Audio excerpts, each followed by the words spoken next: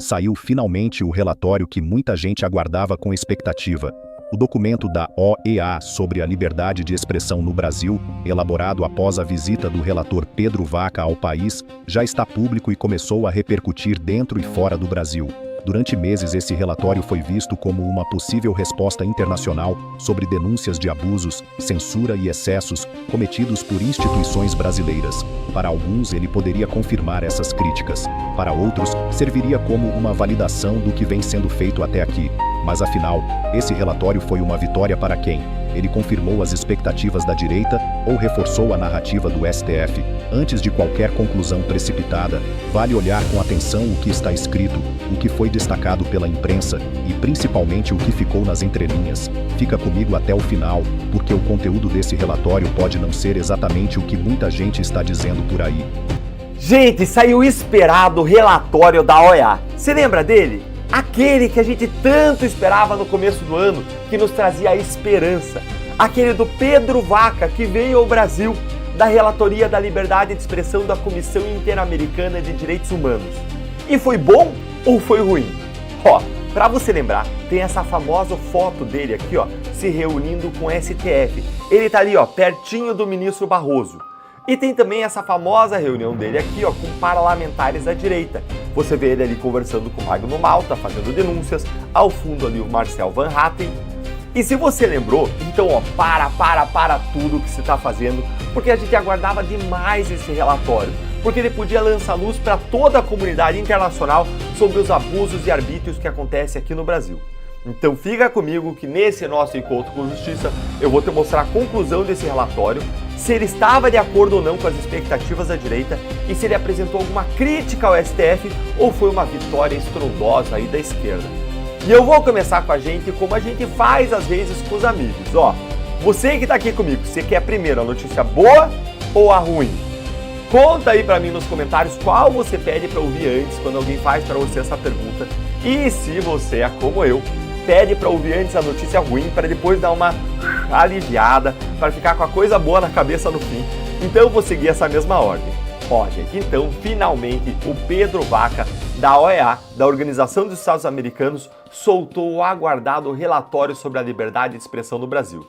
E ele veio ao Brasil em fevereiro de 2025 para entender o que estava acontecendo aqui com o estado da liberdade de expressão no Brasil. E aí ele se reuniu com várias autoridades, políticos, juristas, movimentos da sociedade civil organizada. Ele ouviu vários deputados e senadores da direita também, e a direita cobrava que ele atestasse que o STF e o ministro Alexandre de Moraes estavam realizando censura no Brasil, perseguindo os adversários políticos e instalando um estado de exceção aqui. A esquerda e o STF, por sua vez, do outro lado, queriam que ele dissesse que houve uma tentativa de golpe no Brasil e que Moraes simplesmente seguiu a Constituição. Agora, o resultado foi uma aparente vitória do STF. O Pedro Vaca diz o seguinte aqui no relatório. E ó, eu digo uma aparente vitória do STF, você já vai entender por quê. E o Pedro Vaca, ele diz o seguinte aqui no relatório. Eu vou mostrar aqui para vocês e eu peço desculpas porque está em PDF, nesse formato, e eu não consigo ampliar mais, mas eu vou ler aqui para vocês, tá? Olha aí. A delegação da OEA constatou que o Brasil possui instituições democráticas fortes e eficazes, o que se evidencia por declarações e políticas relevantes do Estado destinadas à conformidade com os padrões nacionais e internacionais de direitos humanos. A visita em si é um gesto nesse sentido. Situar o Brasil como um Estado democrático, regido pelo Estado de Direito, é um pré-requisito para compreender a situação do direito à liberdade de expressão no país.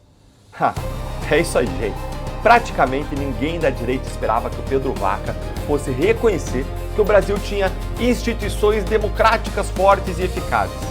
Por exemplo, eu te pergunto, você acha aí que o STF é uma instituição democrática? Ó, eu acho que está respondido, né?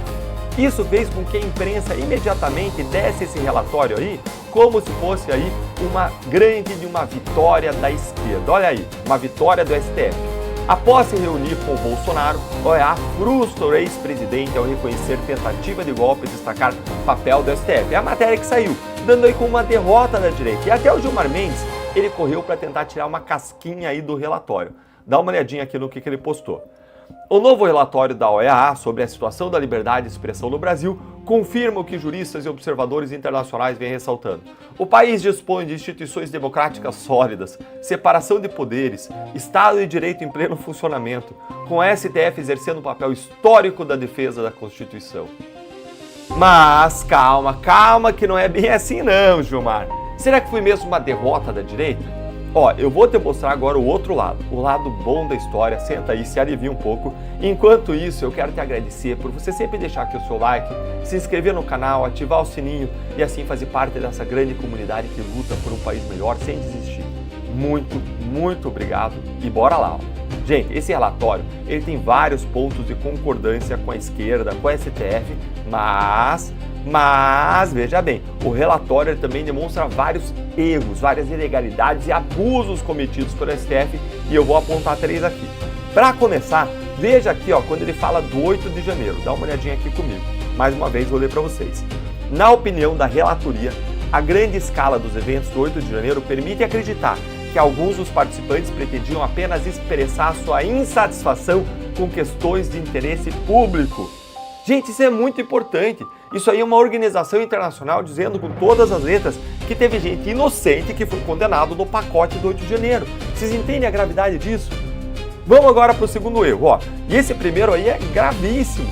Só teve aí também eles deram uma minorada. Alguns participantes, gente, a maior parte dos participantes queria só expressar insatisfação. Mas muito importante esse reconhecimento, tá? Vamos agora para o segundo erro. O sigilo eterno dos inquéritos do ministro Moraes. O relator, o Pedro Vaca, ele admitiu que existe a necessidade de transparência desses inquéritos infinitos. Dá uma olhadinha aqui comigo. Ó. Nesse sentido, a relatoria insta o Estado a disponibilizar informações adequadas sobre investigações e inquéritos concluídos ou em andamento que não prejudiquem a continuidade das investigações, não infringam os direitos de terceiros e não estejam sujeitas a restrições de divulgação. Por fim, gente, a direita ela sempre reclamava das ordens de censura e de retirada dos perfis das redes sociais. A direita sempre disse, com razão, que o ministro Alexandre de Moraes dava ordens secretas, que não especificava o que foi feito de ilegal pela pessoa e que nem dava a possibilidade de recurso, justamente pelo sigilo eterno desses inquéritos. O que nós sabemos que é verdade. Agora preste atenção aqui no que o relator falou sobre isso. Vamos aqui para o próximo ponto, página 59. Aí, ó. A relatoria considera que, como regra geral, as ordens de restrição de conteúdo, ou seja, de censura nas redes, devem informar claramente às plataformas a base jurídica de cada solicitação, a determinação da ilegalidade do conteúdo, a entidade responsável pela ordem, quando aplicável, a duração da ordem, observando os requisitos da legalidade, legitimidade e necessidade. Mesmo em situações excepcionais em que a circulação do conteúdo possa causar danos imediatos e graves, as ordens de remoção devem ainda conter os fundamentos jurídicos de cada solicitação e a entidade responsável pela ordem. Gente, nada disso aí era feito pelo Alexandre de Moraes, nada. Isso é evidentemente uma crítica gigante ao ministro. Tudo isso expõe os erros, os abusos, as ilegalidades, os arbítrios para o mundo. Então, diante de tudo isso, eu vou fazer um balanço aqui. Ó. O relatório ele não disse que o Brasil passa por um período de exceção ou algo do tipo. E nesse ponto ele é frustrante sim. Mas, por outro lado, ele traz várias críticas ao STF e ao ministro Alexandre de Moraes. Então foi uma porrada, mas muito mais suave do que a gente gostaria, o que nos faz ver mais uma vez que a solução não vai vir de fora, gente. Não tem sebastianismo, não vai voltar o Dom Sebastião, não vai vir dos Estados Unidos o Trump, não vai vir da OEA nesse momento solução. Nós vamos ter que construir soluções pelas nossas forças para o Brasil internamente em 2026.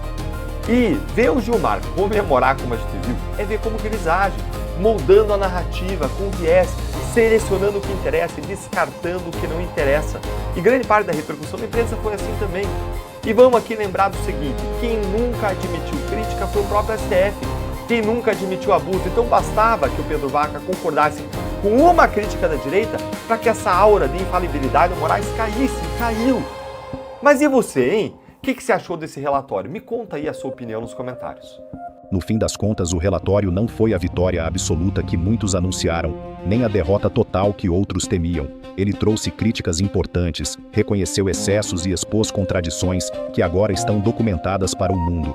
E agora eu quero saber de você. Esse relatório muda alguma coisa ou tudo continua como antes? Deixe sua opinião nos comentários e participe do debate.